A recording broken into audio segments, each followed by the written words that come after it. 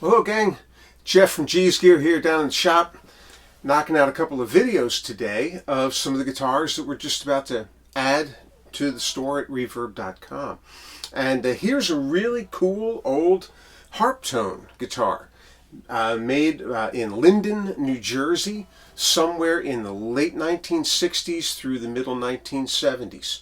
And these were a rather innovative brand of guitar that were designed by a luthier named Sam Koontz, K-O-O-N-T-Z. He had worked for Framus at one time here early on in the 60s. And if my memory is correct, these were made to be sold through the Sam Ash line of stores.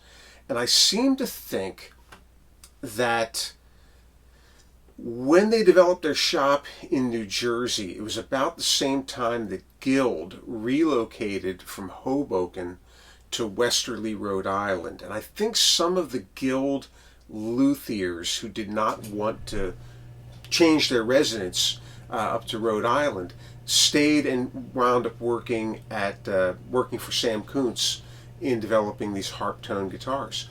So they're rather innovative. They've got some quirks about them that are different. They were played by some rather famous people. If you watch the concert for Bangladesh, that guitar that at first glance looks like a Gibson J200 that George Harrison is playing is actually a Harptone guitar. Ringo had a Harptone, David Bowie had a Harptone. They're probably given to them in order to promote the brand, let's be real. But they're really kind of cool. So this is a Harptone E12-N. And it's a 12-string version of a more or less a dreadnought-sized guitar. It's a spruce top with a laminate mahogany back and sides, and you might be able to see that it's an arched back. That's something that Guild was working on, and I think Sam Koontz may have picked that up from them. It's got a double truss rod like the Guilds do, only the Harptone one, there's a variation to it. It's actually a single rod that comes all the way down, is bent over double, and then goes back again. And like Ovation guitars, the necks for these Harptones are put on there with something other than hide glue. You're not going to get them off. But this one's well set. The guitar, as you can see here, needed a bridge doctor. There was a little bit of bellying going on, but the bridge doctor took the bellying out, and the bellying, losing the bellying brought the action down, and so it's a very, very comfortable 3/32 of an inch on both sides. It's really an easy guitar to play. So yeah, these were popular. Started building in around 65. I think the Harptone name went on later. They were originally Supreme or Standell guitars, and then the Harptone name went on 67, 68, and they continued to make them into the mid-70s. Sam Koontz then left Harptone and began producing archtop jazz guitars under his own name. So we'll see if we can give you a little bit more of a flavor of the guitar. Big and chimey.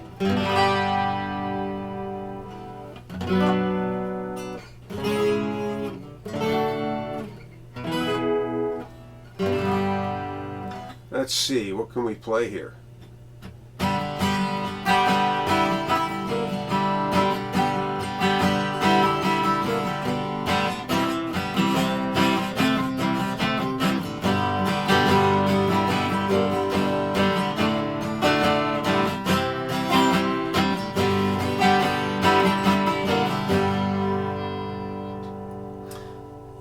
The pickguard is aftermarket. I don't know who put that on there, but it's really kind of cool. There we have it. It's a Harptone, American-made in Linden, New Jersey, E12-N guitar from the mid to late 1960s, and it's in really great shape. What work has it had? It's had the bridge doctor put in. There was a stress crack back in here that has been cleated on the inside and glued. Other than that, I believe it's all original. Everything looks original about it. right down to the tuners. Strap lug is probably something somebody else put in there at some point. The finish is in terrific condition. So if you're looking for an American-made 12-string and you don't have the dough for a guild, right, this is not going to break the budget. Comes in its original Harptone case, which is a chipboard case, and it's falling apart, but it'll get it to you safely. So check us out at G's Gear. Have a look at it, and we will play this thing out for a minute here. See you soon.